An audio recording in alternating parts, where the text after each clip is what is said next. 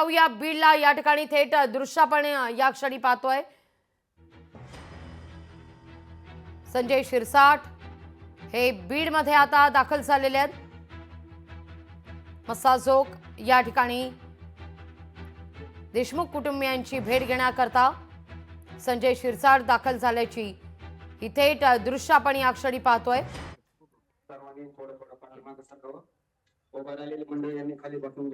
आम्हाला न्याय हवाय अशी भूमिका देशमुख कुटुंबियांनी आता घेतलेली आहे। तर शनिवार आणि रविवारी जर आपण पाहिलं तर शरद पवार, अजित पवार यांनी देखील देशमुख कुटुंबियांची भेट घेतलेली होती। आणि आज संजय शिरसाट बीड मस्साजोग या गावी दाखल झाल्याची ही दृश्य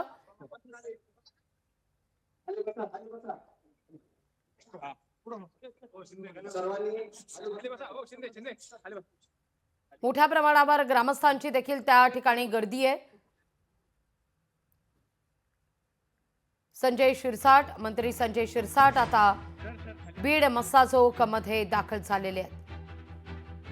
घडलेल्या प्रकाराविषयी आणि सद्यस्थितीत काय घडतंय त्या ठिकाणी या सगळ्याचा आढावा मंत्री महोदयांकडून घेतला जातोय।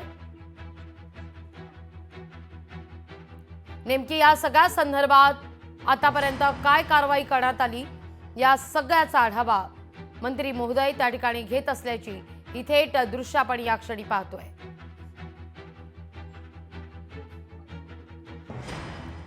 तर देशमुख कुटुंबियांच्या मुलांची जबाबदारी, शिक्षणाची खरं तर जबाबदारी ही शरद पवार यांनी घेतलेली आहे। बारामतीत हे सगळं निःशुल्क शिक्षण होणार असल्याचं शरद पवार यांनी स्पष्ट केलेलं आहे। तर सरकार म्हणून तुम्हाला काहीही कमी पडू देणार नाही, ठोस कारवाई केली जाईलच असं आश्वासन अजित पवार यांनी देखील देशमुख कुटुंबियांना दिलेलं आहे।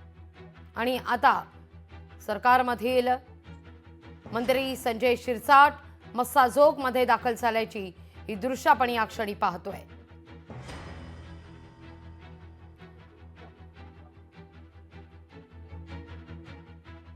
राजकीय नेते बीड मध्ये पोहोचतात, देशमुख कुटुंबियांची भेट घेतली जाते। तर कालच नवनीत कावत जे आता बीडचे अधीक्षक असतील, पोलीस अधीक्षक ज्यांनी नुकताच पदभार स्वीकारलेला आहे, त्यांनी देखील देशमुख कुटुंबियांची काल भेट घेतलेली होती। या सगळ्या प्रकरणाचा तपास जलद गतीने केला जाईल असं देखील आश्वासन देण्यात आलेलं होतं।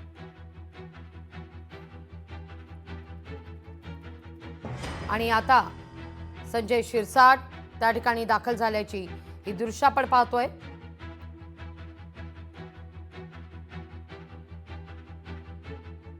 संतोष देशमुख यांच्या कुटुंबियांच्या भेटीकरता शिरसाट पोहोचलेले आहेत। तर त्यांचे बंधू धनंजय देशमुख यांच्याकडून या सगळ्या प्रकरणाचा आढावा घेतला जातोय।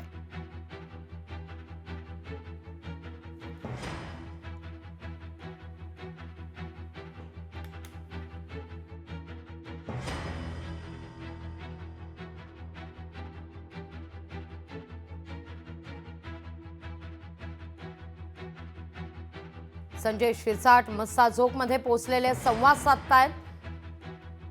सरकारच्या वतीनं या ठिकाणी मंत्री महोदय पोहोचलेले आहेत। आज 14वा दिवस आहे या घटनेचा। या सगळ्या प्रकरणी सूत्रधारापर्यंत निश्चितच आपण पोहोचू आणि गुन्हेगाराला सोडणार नाही अशी भूमिका सरकारच्या वतीनं घेण्यात आलेली आहे। तसं आश्वासनच देशमुख कुटुंबियांना देखील देण्यात आलेलं आहे।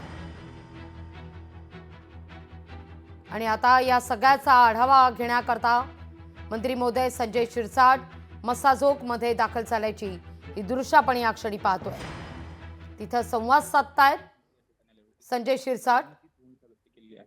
त्यामुळे साहजिकच आता यानंतर संजय शिरसाट या प्रकरणात कुटुंबाला कशा पद्धतीने आश्वासित करणार सरकारच्या वतीने या ठिकाणी आलेले आहे। त्यामुळे नेमकं या प्रकरणात कारवाईची कशी मागणी केली जाते हे सांगा. तर मंत्री संजय शिरसाट हे संतोष देशमुख यांचे बंधू धनंजय देशमुख यांच्याकडून काही कागदपत्र त्या ठिकाणी तपासत असल्याची ही दृश्य आपण पाहतोय. एकीकडे आज राहुल गांधी सूर्यवंशी कुटुंबियांची भेट घेण्याकरता परभणीत पोहोचतायत. नांदेडमध्ये ते दाखल झालेले आहेत. तर दुसरीकडे देशमुख कुटुंबियांची भेट घेण्याकरता संजय शिरसाट दाखल झाल्याची ही दृश्य आपण या क्षणी पाहतोय. अगदी थोड्याच वेळात राहुल गांधी परभणीत पोहोचतील आणि सोमनाथ सूर्यवंशी यांच्या कुटुंबियांची देखील भेट घेतली जाईल. आम्हाला सरकारच्या वतीनं देण्यात आलेले 10 लाख रुपये नको अशी भूमिका देखील सूर्यवंशी यांच्या कुटुंबियांनी घेतलेली आहे. तर बीडमध्ये नेमका काय संवाद साधला जातोय मंत्री महोदयांकडून अधिक जाणून घेतोय आपले प्रतिनिधी विकास माने यांच्याकडून. विकास, काय अधिक माहिती आहे, काय घडतंय नेमकं तिथं? संजय शिरसाट आढावा घेत आहेत, काही पेपर तपासतायत, नेमकं काय घडतंय? निश्चित लागवीजी आपण या ठिकाणी पाहू शकतो की संतोष देशमुख या हत्या प्रकरणामध्ये आता संजय शिरसाट जे आहेत ते या ठिकाणी दाखल झालेले आहेत. ही भेट घेण्यापूर्वी त्यांनी जे बीडचे जिल्हा पोलीस अधीक्षक आहेत त्यांची भेट घेतलेली आहे आणि या भेटीच्या नंतर त्यांनी संवाद साधला त्यांच्यासोबत आणि त्याच्यानंतर जे आहेत ते देशमुख कुटुंबियांच्या भेटीला या ठिकाणी पोहोचलेले आहेत. त्यांच्या कुटुंबांचं सांत्वन असेल त्याबरोबरच या संपूर्ण प्रकरणाची जी चौकशी असेल ती देखील केली जावी अशी मागणी जी आहे ती संजय शिरसाट यांनी या ठिकाणी केलेली आहे. आपण पाहू शकता की देशमुख कुटुंबियांची या ठिकाणी भेट घेऊन जी आहे ती यातील जो मुख्य सूत्रधार आहे त्याच्या अटकेच्या मागणीसाठी जी आग्रही भूमिका जी आहे ती शिरसाट यांनी या ठिकाणी पोलीस अधीक्षकांकडे देखील केलेली आहे आणि त्याबरोबरच जर पाहिलं तर आता देशमुख कुटुंबियांकडे भेट घेतल्यानंतर देखील केलेला. एकंदरीतच या संपूर्ण भेटीच्या नंतर जे शिरसाट आहेत ती नेमकी प्रमुख काय मागणी करणार आहेत, कारण की ज्यावेळेस ते पोलीस अधीक्षकांना भेटलेले आहेत त्या भेटीच्या नंतर आणि देशमुख कुटुंबांची चर्चा झाल्याच्या नंतर नेमकी काय बोलणं होईल आणि त्यानंतर काय नेमकी मागणी केली जाईल, कारण की या संपूर्ण प्रकरणामध्ये आतापर्यंत पोलिसांनी 4 आरोपींना अटक केलेली आहे. उर्वरित जे 3 आरोपी आहेत त्यांच्या अटकेच्या मागणीसाठी देखील एक महत्वपूर्ण बैठक बीडमध्ये पार पडली आणि या बैठकीमध्ये 28 डिसेंबर रोजी समस्त समाज जो आहे तो रस्त्यावरती उतरणार आहेत आणि महाविकास आघाडीचे जे नेते असतील ते देखील रस्त्यावरती उतरणार आहेत. आणि एकंदरीतच शिरसाट यांची ही भेट निश्चित महत्वपूर्ण मानली जाते, कारण की आज देशमुख कुटुंबियांना उदय सामंत असतील, शिरसाट असतील, त्याबरोबर बोर्डीकर असतील हे देखील जे मंत्री आहेत ते भेट देणार आहेत आणि एकंदरीतच या संपूर्ण भेटीच्या नंतर काय त्यातून निष्पन्न होणार आहे, काय मागणी होणार आहे ती पाहणं महत्वाचं असणार आहे. लागवीजी निश्चित विकास, आपण पाहिलं तर गेले काही दिवस मग अगदी शरद पवार, अजित पवार असू देत, महत्वाचे नेते महाराष्ट्रातले बीडमध्ये पोहोचतायत. या सगळ्याचा आढावा घेतला जातोय. काल बीडमध्ये ज्यांनी चार्ज स्वीकारलेला होता पोलीस अधीक्षकपदी त्या नवनीत कावत यांनी देखील या देशमुख कुटुंबियांची भेट घेतलेली होती. तपास नेमका कुठवर पोहोचतोय? एकीकडे या भेटीगाठी घडतायत, दुसरीकडे तपासासंदर्भात काय अपडेट पोहोचतंय? निश्चित या ठिकाणी आपण प्रमुख अशी बघितली असेल की मुख्यमंत्री देवेंद्र फडणवीस यांनी या प्रकरणामध्ये स्वतः लक्ष घातलेलं आहे आणि याच अनुषंगाने जे आहे त्यांनी जे तत्कालीन पोलीस अधीक्षक अविनाश बारगळ आहे त्यांची या ठिकाणावर उचलबांगडी जी आहे ती केलेली आहे आणि त्यानंतर नवनीत कावत हे जे अधिकारी आहेत, पोलीस अधीक्षक आहेत, त्यांची या ठिकाणी नियुक्ती करण्यात आलेली आहे आणि कावत यांच्या माध्यमातून हा संपूर्ण जो काही प्रकरण आहे त्याचा तपास एकंदरीत केला जाणार आहे. आणि कावत जे आहेत ते संभाजीनगरकडनं आलेले आहेत, संभाजीनगर डिव्हिजन मधून आलेले आहेत, त्यामुळेच ते आल्याच्या नंतर या ठिकाणी शिरसाट यांनी ही जी भेट आहे ती घेतली आणि या संपूर्ण प्रकरणाची जी माहिती आहे ती घेतलेली आहे. निश्चित आपण जसं म्हणालात की या संपूर्ण प्रकरणाचा जो तपास आहे तो कुठपर्यंत आलाय, तर या संपूर्ण तपास जर पाहिलं गेलं तर 4 आरोपी आहेत आणि या 4 आरोपींना सध्या हे पोलिसांच्या ताब्यात आहेत. त्यांची कसून चौकशी जी आहे ती सुरू आहे आणि उर्वरित जे आरोपी आहेत ते मात्र आता फरार आहेत आणि या आरोपींचा शोध घेण्यासाठी पोलिसांचं विशेष असं जे एक तुकडी आहे ती देखील या ठिकाणी तैनात केलेली आहे आणि त्यांच्या माध्यमातून या पथकाद्वारे हे उर्वरित आरोपी जे आहेत त्यांची देखील या ठिकाणी तपासणी असेल, त्यांचे नेमके आहेत कुठे त्याचा शोध घेतला जातो आहे आणि त्यामुळे स्वतः मुख्यमंत्र्यांनी देखील या संपूर्ण प्रकरणामध्ये लक्ष घातलेलं आहे आणि विशेष पोलीस असतील त्याबरोबर विशेष वकील जे आहेत त्यांची देखील या प्रकरणामध्ये नियुक्ती करण्यात आलेली आहे. त्यामुळे या संपूर्ण प्रकरणाचा तपास झाल्यानंतर नेमकं कोण निष्पन्न होतं, कुठले आरोपी निष्पन्न होतात, कारण की मास्टर माइंड विकास या सगळ्या मुद्द्यावर धनंजय मुंडे यांची सुद्धा पत्रकार परिषद सुरू होणार होती. ते देखील आज सकाळच्या सत्रात बोलणार होते. अद्याप या सगळ्या संदर्भात पत्रकार परिषद मदत झालेली नाहीये. ज्या क्षणी अजित पवार तिथं पोहोचलेले होते तेव्हा मात्र जोरदार घोषणाबाजी करण्यात आलेली होती धनंजय मुंडे यांच्या विरोधात. आता एकीकडे अनेक मंत्री आज सुद्धा देशमुख कुटुंबियांची भेट घेणार आहेत, पण मुख्य सूत्रधारापर्यंत पोहोचण्यापर्यंत का विलंब होतोय या सगळ्या विषयी मात्र काही अपडेट पोहोचतायत का? तपास नेमका कुठवर पोहोचलाय आता नवनीत कावत यांनी चार्ज स्वीकारल्यानंतर? हो लागवीजी, आपण या ठिकाणी पाहू शकता या संपूर्ण देशमुख प्रकरणामध्ये सत्ताधारी असतील आणि विरोधक असतील या दोघांनीही जी भूमिका आहे ती आक्रमक घेतल्याचं आपल्याला पाहायला मिळत आहे.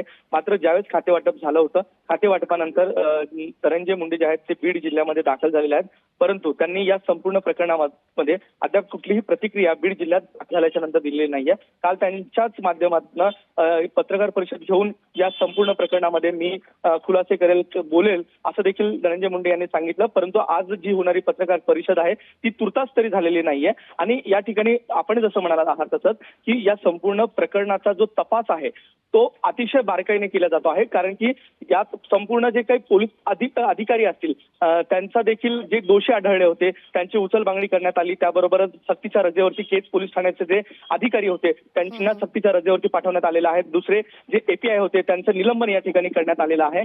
आणि आता पोलीस अधीक्षक जे आहेत नवनीत कावत हे प्रामुख्यानं डॅशिंग असे अधिकारी म्हणून ओळखले जातात आणि संपूर्ण या प्रकरणामध्ये ते स्वतः लक्ष घालून हे करतात. त्यांची नियुक्ती झाल्याच्या नंतर त्यांनी मसाजो गावाला भेट दिली. या गावामध्ये त्यांनी जे काही नातेवाईक असतील, गावकरी असतील त्यांची भेट घेतली. त्यांना विश्वास दिला की यात कोणालाही सोडलं जाणार नाहीये. आणि निश्चितच या ठिकाणी वारंवार जे काही धनंजय मुंडे यांचे जवळचे असलेले वाल्मिक कराड यांचं देखील नाव घेतलं जात आहे. काही सेकंद तुम्हाला थांबवताय, त्या ठिकाणी काही संवाद साधतायत गावकरी, ऐकूया आपण.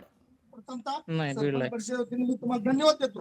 तुम्ही या दृष्टीत कसलीही कुचरता न करता शिंदे साहेबांना सांगा. शिंदे साहेब एक असे आदर्श व्यक्तिमत्व या राज्याला, त्यांनी मागल्या घटनेमुळे मला संध्याकाळी कॉल करतो. घटनेमध्ये अख्ख्या देशाला पहिला कसा न्याय दिलाय. असला मुख्यमंत्री महाराष्ट्राला पुन्हा होणे नाही. जे सत्य आहे ते सत्य आहे. खरं बोलण्यापेक्षा खरं बोललं पाहिजे. आणि या गोष्टीत सुद्धा शिरसाट तुम्ही शिंदे साहेबांना बोला. या प्रकरणात संतोष देशमुखांना न्याय मिळाला पाहिजे. जोपर्यंत न्याय मिळत नाही तोपर्यंत महाराष्ट्रातला एक बी आजी सरपंच घरी बसणार नाही. आम्ही मंत्रालयापुढे 8 दिवसाची मुदत देतो. 8 दिवसात जर शासनाने या गोष्टीत लक्ष नाही दिलं, या जेवढ्या यामध्ये आहेत मंत्री असेल, संत्री असेल, कोण असेल, त्या अरेस्ट झालाच पाहिजे. नाही झाला तर अख्ख्या महाराष्ट्रातले आजी सरपंच मंत्रालयात येऊन तुमच्या पायरीवर आम्ही जीव देऊ. पण या ठिकाणी या सरपंच संतोष देशमुख न्याय मिळाला पाहिजे. इतकी वाईट घटना डोळ्यावर पाहिल्यानंतर माणुसकीला काळी हसलेली घटना घडलेली आहे. महाराष्ट्रात असं कधीच घडलं नाही. स्वर्गीय यशवंतराव चव्हाण होते, अलीकडच्या काळामध्ये आर पाटील असतील, विलासराव देशमुख असतील, गोपीनाथ मुंडे असतील, यांनी हातात हात घालून राजकारण केलं. पण हे चुकीचं राजकारण झालंय. कायदा सुव्यवस्था बिघडलेलं आहे. साहेब शासनाने लक्ष घाला, नाहीतर आम्ही प्रतिनिधी गाव पद्धतीत काम करणार नाही. आमचा राम राम.